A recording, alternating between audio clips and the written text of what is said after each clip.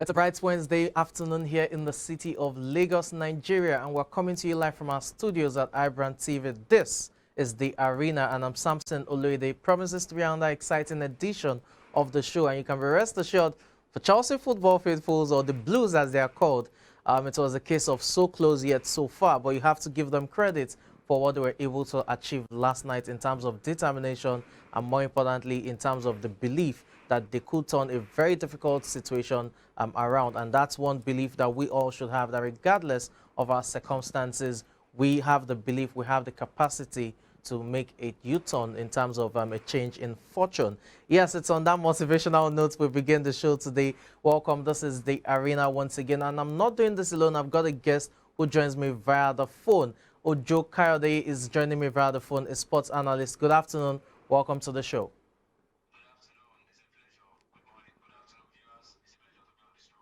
Thank you. Let's start from the UEFA Champions League. I know we have, things to talk about even on the home front, but UEFA Champions League is at the front burner.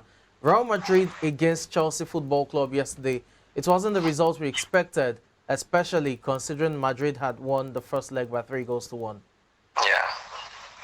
So, what do you make of Chelsea's performance last night? It was such a fantastic game, a game of good tactical exhibition from the Chelsea team and mental strength from the Chelsea team. You know, playing against the Real Madrid Football Club at their home in the Bernabeu Stadium is such a huge thing for a team to be there and then make such a wonderful comeback to that level until when the game was into extra time.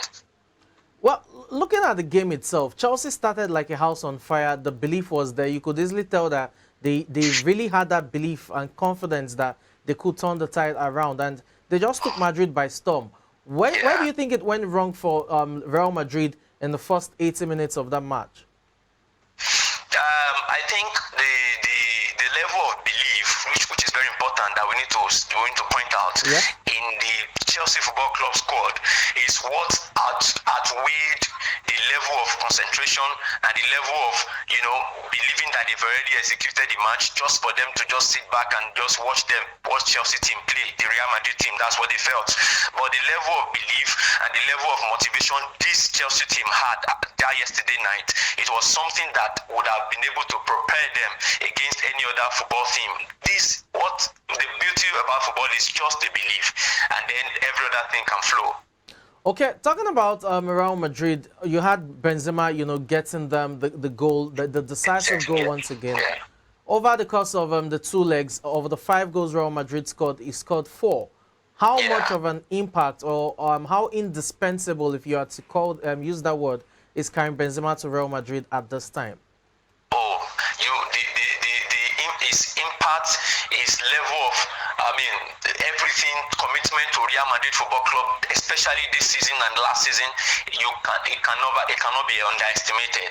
Because if you look at the match yesterday night, he was doing everything. Despite he hasn't scored a goal, he was still rallying around the football, all the team, all his players, and just encouraging them to still keep pushing on.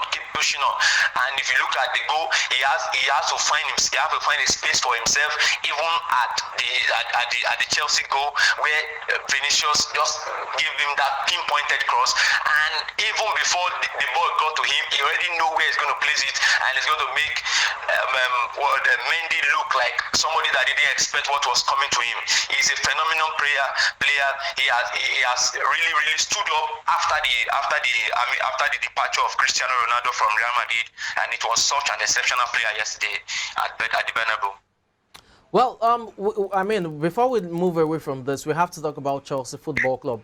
For all of the uncertainties and, controversies that dealing with off the field, from sanctions to their owner to the imminent sale of the club, you have to give them credit for how they've conducted themselves on the field of play. So the question is, where do Chelsea go from here? Let's try till the end of the season. They, probably can't win any major trophy in terms of the Premier League or the Champions League, which they've crashed out of. So where do they go from here in terms of that team and recruitment? Yeah, I think the Chelsea team that is coached by Thomas Tuchel, they deserve a lot of credit this season. looking at just like what I just pointed out, looking at all the off-field situations and everything that is going on with the FA, with the sanction of the former owner, and then everything is just not going right off the field. But the team led by the fantastic coach Tuchel did a fantastic job to rally around the players and make them concentrate and make them do their talking on the field of play. And after their elimination from the Champions League yesterday night, they still have a chance for a silverware as they will be playing against Crystal Palace on Saturday in the FA Cup semi-final clash. So I think they can still have the mind and the hope that yes, we can, despite all the situations that is happening in the whole of the season, we can still look for, we can still take solace in the FA Cup. They can still do their best and then make it, an eventful run in the FA Cup if they can go through pass through Crystal Palace on Sunday, and then they have a chance to actually have a touch on the silverware at the final. Okay, let's move away from there now and delve to the Allianz Arena as quickly as we can. It was a shock result, no one we expected. 1-1 that ended, and Bayern Munich crashed out successfully, from the UEFA Champions League. For Villarreal, it's successive giants taking down from Juventus in the round of 16 to Bayern Munich in the quarterfinal. What do you make of the performance last night? It was such an unbelievable performance from the Villarreal team. It was very, very unbelievable. You expected that this Bayern team, who has always been very wonderful at their home ground, at the Allianz Arena, you expect them to have the first leg deficit of a goal to turn it around, even at the Allianz Arena. But shockingly, the team came with a very compact organization of the whole team. They were disciplined, they were relentless. I want to give it to Unai Emery, who did a very fantastic job to have made these players to have the focus for the entire 90 minutes.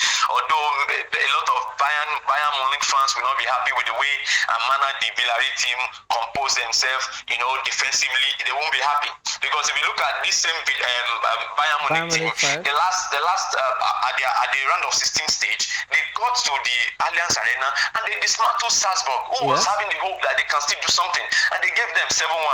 And I myself personally, I was thinking that you cannot take it away from the Bayern Munich team at the Allianz Arena, but it was a shocking result. Great goal by Samuel Chukwueze, great assist from Moreno, and it was such a wonderful night for the Villarreal team. Okay, let's move away from there and delve to the preview of today's matches. Liverpool against Benfica. There's a 2-goal advantage for Liverpool. This is taking place at Anfield, 3-1. What are you expecting? Do you think Jurgen Klopp will rejig the side? Haven't played City, on Sunday, and they still have City to play next week Sunday as well in the FA Cup semi-final. I want to discuss about this particular match with a little bit of caution, considering what happened to Bayern Munich yesterday night. Yes. Because for me, the Anfield and the Allianz Arena Stadium, these are fantastic stadiums that have huge memories from the UEFA Champions League nights. But looking at the Liverpool side, considering all what they have been doing in this season in the Premier League and their performances, I expect them to go through ahead of the Benfica team. So I want to give it to the Reds in this match against the Benfica. Okay, so Liverpool to qualify. And by the way, for those who do not know, Villarreal are into the semi-finals, and they will be playing the winner of Liverpool and Benfica, which is definitely advantage Liverpool at this time. And for most bookmakers and football faithfuls, that looks like Liverpool will probably get into the final of this year's UEFA Champions League. But again, it's a game of 90 minutes, and it's what you do on the field of play that matters. Now to the big one we have tonight, it's Atletico Madrid against Manchester City. That game is still finally poised, though City have the advantage, having won narrowly by a lone goal last week. Now, Atletico Madrid will be at home, and for City, they have Ruben Diaz back in the team after 6 weeks battling thigh injury. He traveled with them to Spain. So for City as well, it looks like a near complete squad in terms of the full strength of the squad. What should we expect? It's going to be a fantastic game of football. I expect the Atletico Madrid team to want to come out at the Wanda Metropolitano to come and attack the Manchester City team, and because they will be poised to get a goal so that they can balance the tide. Exactly. But I want to believe in the strength of this Manchester City team. Although you cannot say of that every time when they go to the UEFA Champions League in a stage like this. So, but from all indices, you expect a very fantastic team, for a very fantastic play from the both teams. But I want to give it just a little belief that Manchester City can still go through in this encounter. Oh, okay. So City, you're giving the advantage to City to qualify and play Real Madrid. Whoever wins the tie will definitely play Real Madrid in the semi-final. And if it's Atletico Madrid, you know what it is. It's another Madrid derby when it comes to the UEFA Champions League final, semi-final now.